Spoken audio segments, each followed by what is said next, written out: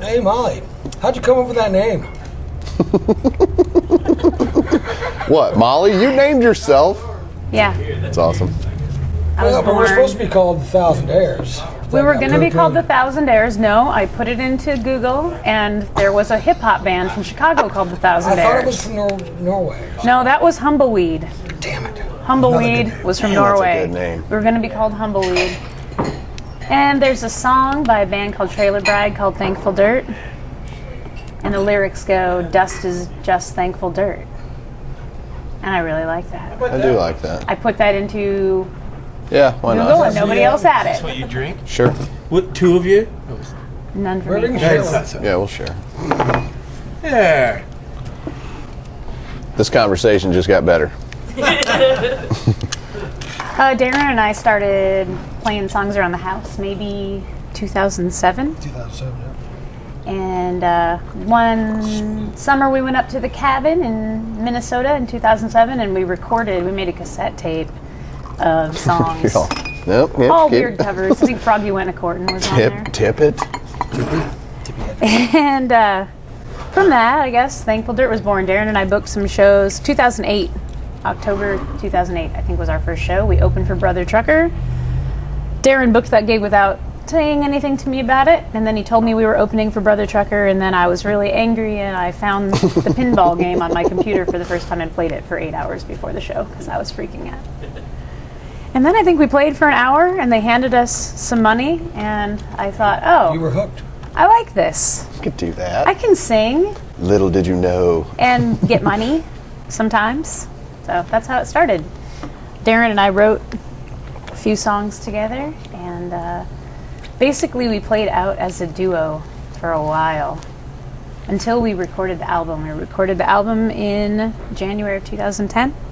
Yep. And it was released in May of 2010. Somebody asked me the other night, what studio was it? That was at Minstrel Studios in Iowa City. Minstrel Petty Jew. So it's better than menstruation. Thanks, Eric. The worst gig would have to be, well, it's tied between Bennigan's on. Bennigan's. Say it ain't Darren so. cut my teeth on Bennigan's by the airport. We played 4-hour gigs. Oh, It was 6 Lord. to 10 on Friday nights. And Darren, At one point, this old lady came in, and she was like, I hope this band's not going to start. no, she said, "You're not going to strum that guitar, are you?" And yes, indeed, he strummed the guitar. Bennigan's was actually really good for me because I had to play 4-hour gigs, like right off the bat. Yeah, how'd And you guys do? What material did you do for 4 hours? Lots of Lots of tuning. covers, some tuning. Ding, ding, ding, ding. And yeah, that was it. I would say the worst gig ever was El Bait Shop. It was, they were recording a movie. What was the movie called? The Experiment. The Experiment was being filmed at High Life Lounge. Adrian Brody and Forrest Whitaker. Adrian Brody and Forrest Whitaker. I believe only Adrian Brody was in the High Life Lounge. I blame him for the worst gig ever because it was one of maybe my third or fourth gig. And I was so anxious that I was drinking some high potency Van Halen beer. beers. And by the time we got on stage, we were supposed to be on at 8. It was 11:15, and the guy at the bar said, "You're getting on stage if you want to get paid." So we got up there, and I swung the microphone stand around and stomped, and and I walked off stage a few times. And Darren yelled at me in the car on the way home that would have been a great gig had it been a punk show. So I'd say that was the worst gig. Eric was not involved. Eric, I don't think we've had any really catastrophic gigs with you, Eric. I don't know. I guess there's ups and downs. There's Yeah, some of places where, course. people are loud and irritating, and then there's some where performance is better than other performances, Yeah, but nothing completely nightmarish. No, as a trio, we're kind of like power team, man. Even when people are being boisterous and obnoxious, we still kind of turn around and play trumpet into their table, whatever. That's right. We Eric has been crowd known control. to spin around in his chair and blast his trumpet into the face of someone who was talking over the band, which I really appreciate. The one time I asked the audience to be quiet didn't go over very well, and I've never done that again. Yeah, they do respond to trumpet right in their face, though. it like, boom. Well, when you ask people nicely to please be a little quieter so we can hear each other on stage, what tends to happen is those who are talking over you aren't listening to you anyway, and then the people who are listening are just offended. Yeah, right. So I don't do that anymore. I've heard that Steve Earle tells audiences to shut the hell up, but I'm not Steve Earle, so it doesn't work for You me. need to try that at the Towns Van Zandt thing where you just stand at the edge of the stage and cry. I could might stand on the go edge well. of the stage and cry. That's almost happened a few times, but I've held it together. So what? Yeah, we have a full band that we do play with at times. Most of them live in Iowa City and Grinnell, and What are their names, Molly?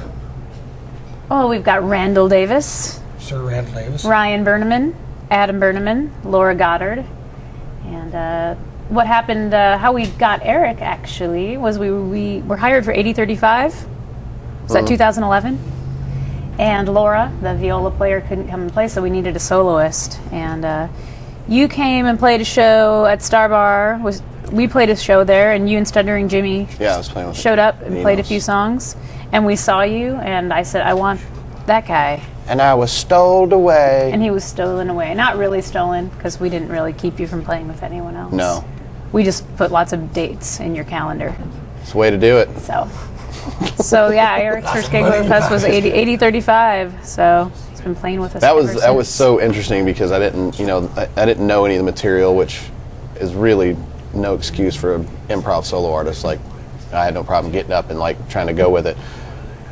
But there were other soloists on stage, so Right. I didn't know where Randall was going to come in. I didn't know everything had a different backbeat as opposed to doing it acoustically. So I mean, just trying to cut my teeth on it there and like not be in the way. And Yeah.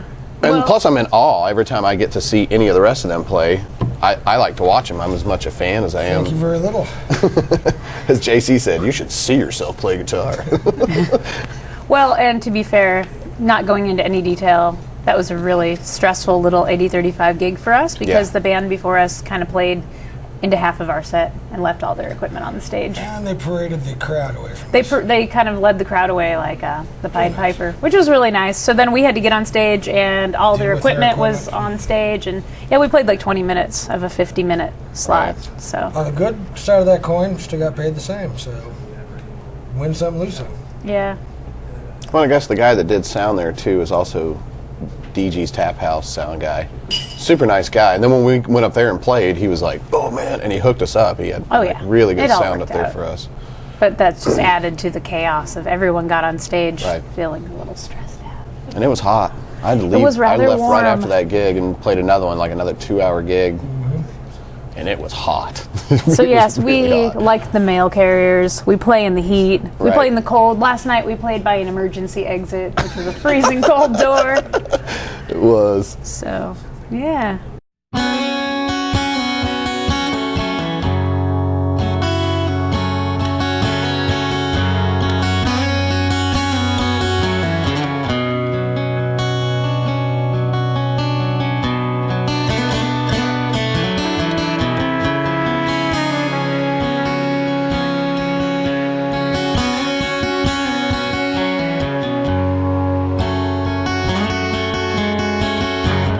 We could take a walk through town. Maybe I'll just hang around. Don't get out, we might just drown in this dirty old town. You can take it out in trade. Just make sure you don't get played. When the lights begin to fade on this dirty old town.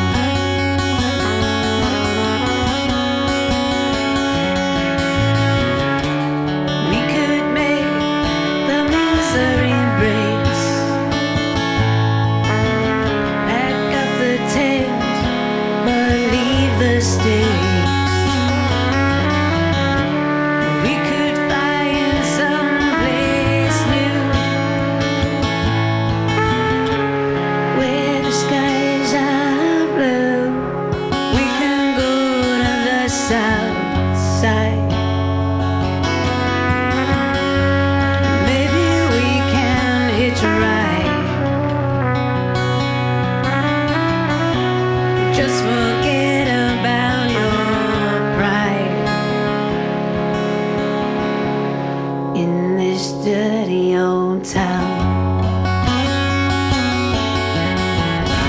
Do you know good to complain?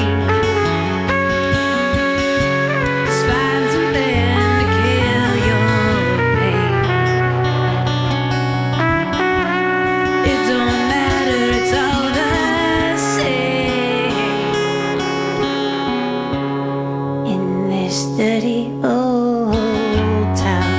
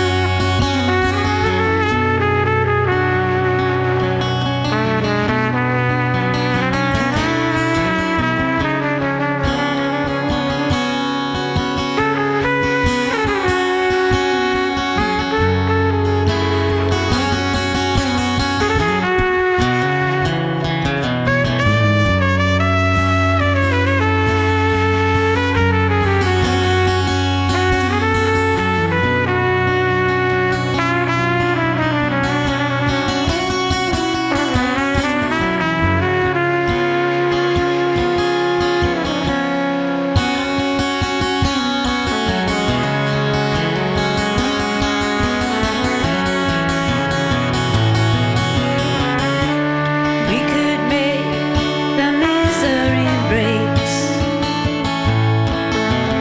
Pack up the tent or leave the states. We could find some place new where the skies are blue. You can bury me in this ground. It's all lost and nothing's found. It will always drag you down. This dirty old town.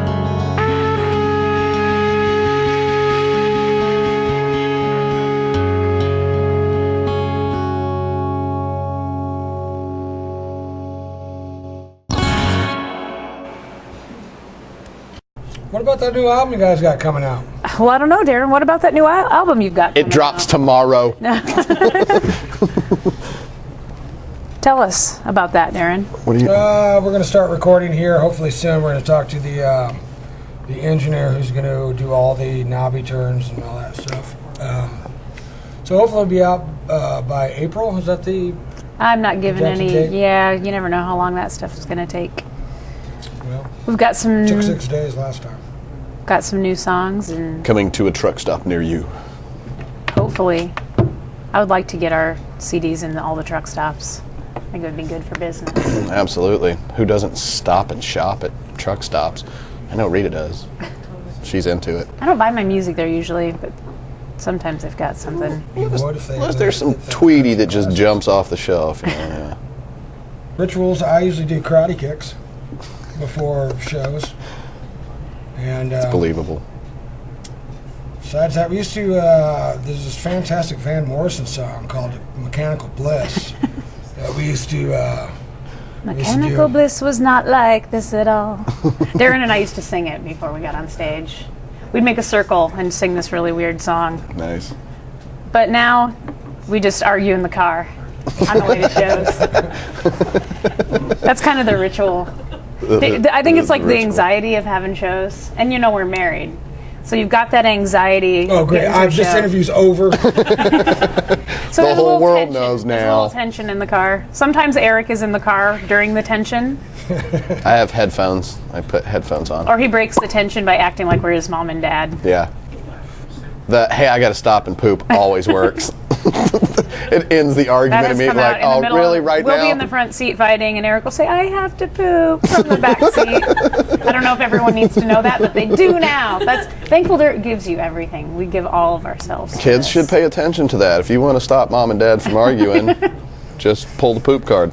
Got to do it now. So there is the mom and dad element in the band. I've gone from being the band mom to the hall monitor. All mine I loved all monitor. Yeah, hall monitor was when they called me the Well, most this because is her trick. She gets us all worried about whether it be late, and she now does not really worry about being the homeowner. When I first- I've become the homeowner. When I first started, I was really worried about everything being exactly on time and not getting in trouble. I've always been like that. And now I'm relaxing a little bit. But now these guys are both on stage waiting for me usually. So I did my job and it was successful. Right. Well, there have been times when a 10 or 15-minute break has turned into a 45-minute break and I'm looking for them. So No drugs I had to, were I had involved. to, I had to combat No. that. With the whole idea of the album coming out, I was talking about touring and doing that next year. I think that's exciting to me, is taking this band south or more west or north or whatever. And I have to say, even with Darren having been in the music scene in Iowa for over 20 years when Thankful Dirt started, we had to do what everybody had to do. We had to start from the scratch. We had to play the free shows, the benefits, the coffee shops. And I guess we just built a reputation of showing up on time. No, being professional, playing, giving a quality performance. And the other thing is you just have to be really tenacious. You have to call people and call them until they call you back. I don't know. It's not really an easy. I think you said it all right there. I think when it comes to getting rebooked or having another, I mean, how many times have we played gigs and somebody else was in there that was a bar owner or a club owner and they were immediately handing us business cards? It's based on performance. Yeah. I mean, you got to bring your A game every time, no matter what the circumstances are. We're playing pretty regularly at Raccoon River now, and that came out of playing a gig at Peachtree, where one of the owners of Raccoon River was in the audience. So that is a big part of it, being prepared to dazzle. On time, starting on time. yeah. I mean, it sounds like a simple thing, but if you're 7 to 10, you start at 7. Yeah. You don't And you start play at until 7, 10. 8. Right. it's- Yeah. So, I mean, I'd say that's a big part of it. Just being consistent and being professional. You just have to do that stuff. The minute you cancel a gig an hour before the gig, you can pretty much count on not playing that gig again. So, yeah, I mean, that's the main thing. And I don't know. It's really, people ask me that a lot. How do we book our shows? But I have to say I've been doing it for 4 years, and it's taken 4 years to get it to where it is right now. And it's just being consistent. And there were a lot of times when I didn't want to do it anymore, and it wasn't fun. And it's not fun to have people tell you no, and you just have to keep getting back on it. So I think Des Moines is a really positive place to be. I hear a lot of negative, but I think it's kind of all how you look at it and what you do with what you've got. I feel like you can play music in Des Moines and get paid to do it, and that's not something that happens It's a rarity in a lot of these days. cities. It really is. And Well, something's interesting too is people ask me all the time, because I was in Colorado for 10 years and playing music there, and then I moved here to play music. And people wonder at that. They're like, why would you leave Colorado and come to Iowa? But how many interviews have we done and talked about the style of music that comes out of this state, not necessarily specific to Iowa City or Des Moines or whatever, but there's something very, earthy about what comes out of Iowa as far as the music. And so, I mean, I kind of had my pick at great musicians. Everybody I meet is a great musician for the most part. there are a lot of great musicians. I think there's a work ethic in the Midwest, and I think that transfers to the music scene. I think that's a huge part of it. Absolutely. I think people do try to do their best and want to work hard and put on good shows. And I also think I was centrally located. I mean, let's say we did start touring really regularly. We're in the middle of the country. What better place to come back to? And let's not forget about them. Really? All right. This is not indicative. Nobody's driving home this afternoon. I think the thing about Iowa music is that may not play a big part, but I think it's something that has to do with being buttress between two main rivers, the Mississippi and the Missouri. Yeah. Us being right in the middle of there. Evens out the pool of each. I'm sure there's competition, but I don't feel that way here. I don't feel like people are against us. I don't feel like when we're doing well that people are mad about it. I feel like the community is pretty strong in, at least, I don't know, maybe it's that Iowa Nice thing. People are at least going to pretend they're supportive. I assume that they really are. I mean, that's kind of how I go with it. I assume people really are. We really do kind of support each other, and if we like something, we promote each other, and we ask people to open our shows, and we, try to give opportunities to other people, and that's the way, Thankful Dirt started. Brother Trucker gave us 2 opening spots, and those got us more shows. We had a friend who recorded our demos in his basement or in his apartment, you know, Right. and I mean, it's people helping each other out, and I think that's kind of unique to Iowa. Yeah, there's a lot of competition in other places. I mean, not to say that there's not here too, but you know, in a bigger city too. This isn't really a big city to me. I mean, I've been in Atlanta, and you know, Denver's fairly big, but you get a lot of media or venues that can kind of pit groups against each other, and they can create animosity, and I don't see much of that here. I mean, it's far and few between, and I don't know. Yeah, you're right. But like Brother Trucker, great example. I love to go watch him play. I don't even think, oh, I'm going to support my friends. Right. I just love to hear him play music. So I mean, and I think that circle of friends is kind of like that too. I mean, we all like to see each other play, and if I get a free moment, I want to steal away and go see somebody at the Greenwood, or you know, Cat and Aaron or something.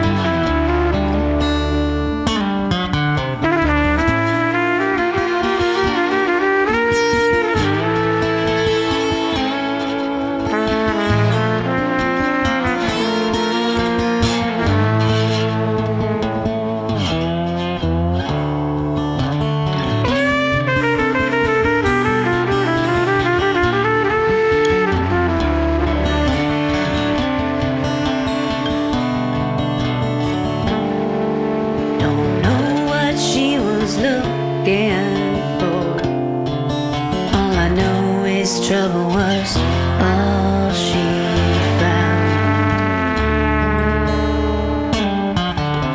It weren't the first time she run off, so we didn't think nothing when the sun went down.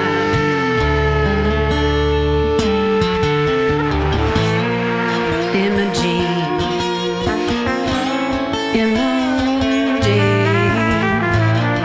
Imogene, girl, you should have known better. Oh, sister, you should have known.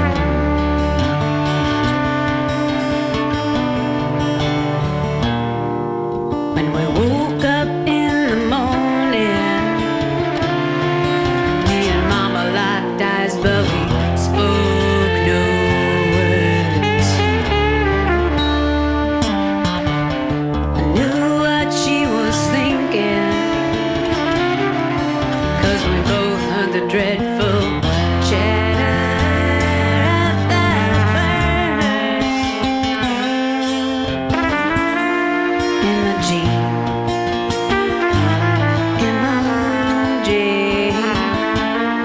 Imogene, sister, you should have known better. Oh, girl, you should have known.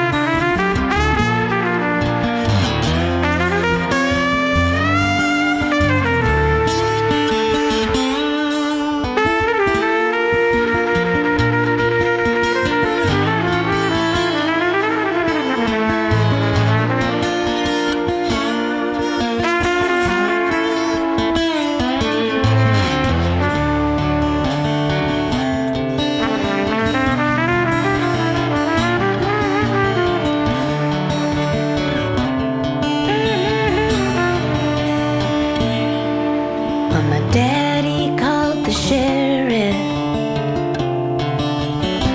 they searched the cornfields round our town.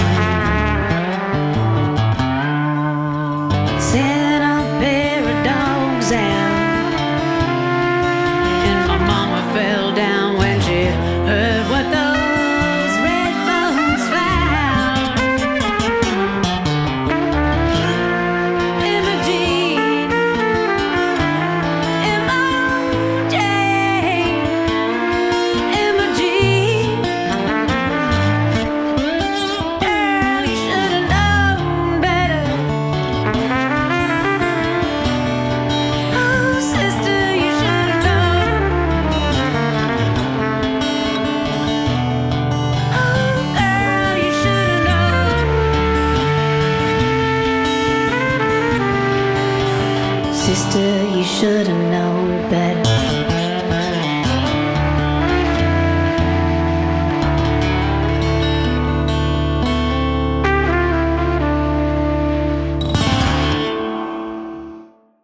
Well, I'll take this opportunity. That kind of leads into why Darren and I started the Songwriter Night, because we do play a lot, and I work, during the day, and I don't get out to see bands as often as I like to. So we started a Songwriter Night here at House of Bricks last May, and it's a 4 songwriter showcase, and we have not repeated a songwriter yet. I'm hoping to get to May of 2013 without repeating one.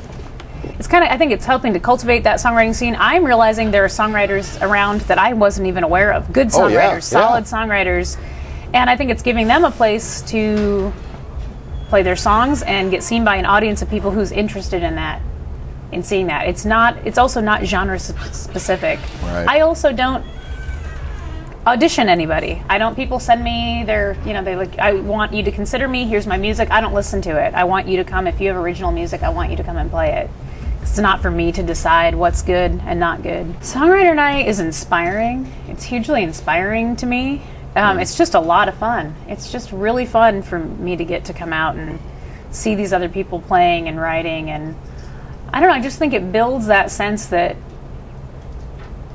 what we're doing is important, but it's no more important than what anybody else is trying to do. And I think if you have authentic and original ideas, I think you should have the opportunity to get them out. Absolutely. That's what it does for me. I'm just having a blast. It's kind of my favorite night of the month. I hate to admit, but I just have a great time every time. Because you never know what you're going to see. Even people who you know, I'll use an example, Jacob Burhow from Jacob County and the Damaged Goods. I've seen him play with his band, but he comes and strips it down and just plays by himself, and it's a totally different thing. And you just never know. You just never know what you're going to see. How about that Opera House thing? Yeah, we're involved in something. Speaking of Iowa, I guess we'll get out of Des Moines a little and break into Iowa. We're in something called the Iowa Opera House Project, where we are touring the opera houses of Iowa. I don't know who that is. Eric's waving at strangers. We're really friendly. You want to say a little more about the Opera House Project? Touring opera houses?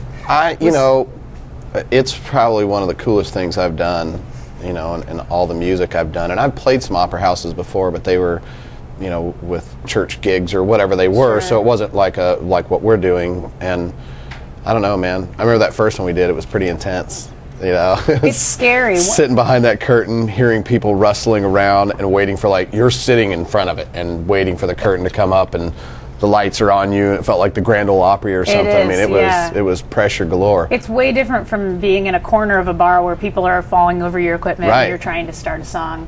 It's way different. The pressure's on and people are listening in the opera houses. It's silent. Yeah. Generally. When we finished the first song, I remember thinking, oh my God. It's like this huge applause and then it's just silence, like pin drop silence. It's like, but I guess I feel like a lot of music should be heard in those environments. Absolutely. I feel like trying to put music like ours, and we love playing in the bars too, but putting our music in the bars, there's a lot going on in our songs, musically, lyrically, and you just can't get it all across in a room full of drunk, loud people. Although you can have a great time in a room full of drunk, loud people too.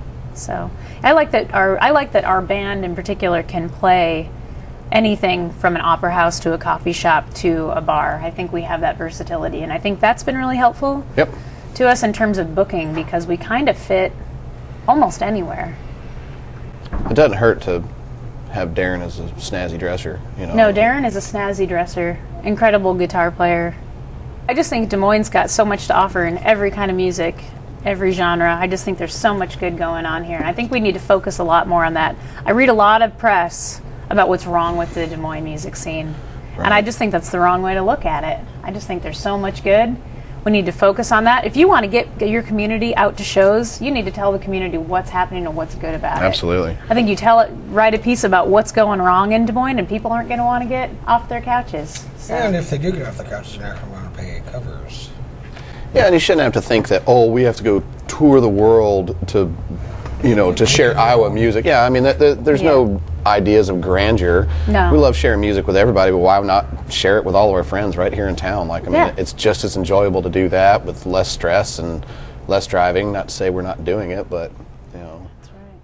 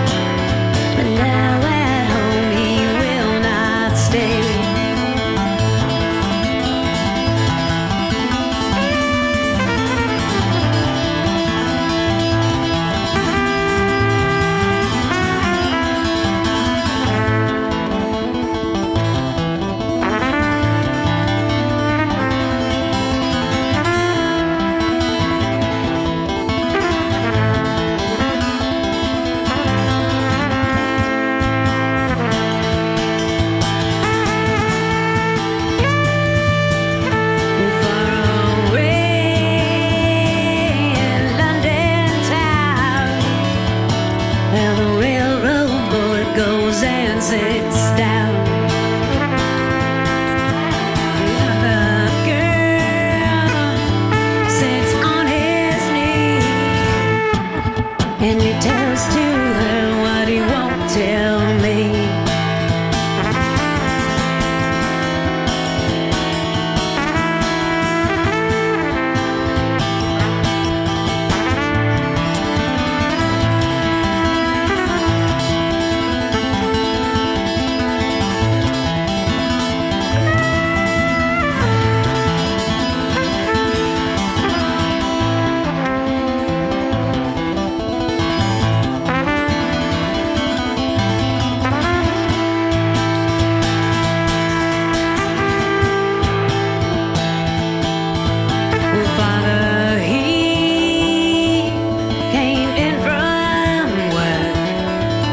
Said, where is daughter? She looked so hurt. He went upstairs to give her hope when he found her hanging from a rope. He took his knife and he cut her down, and on her bosom these words he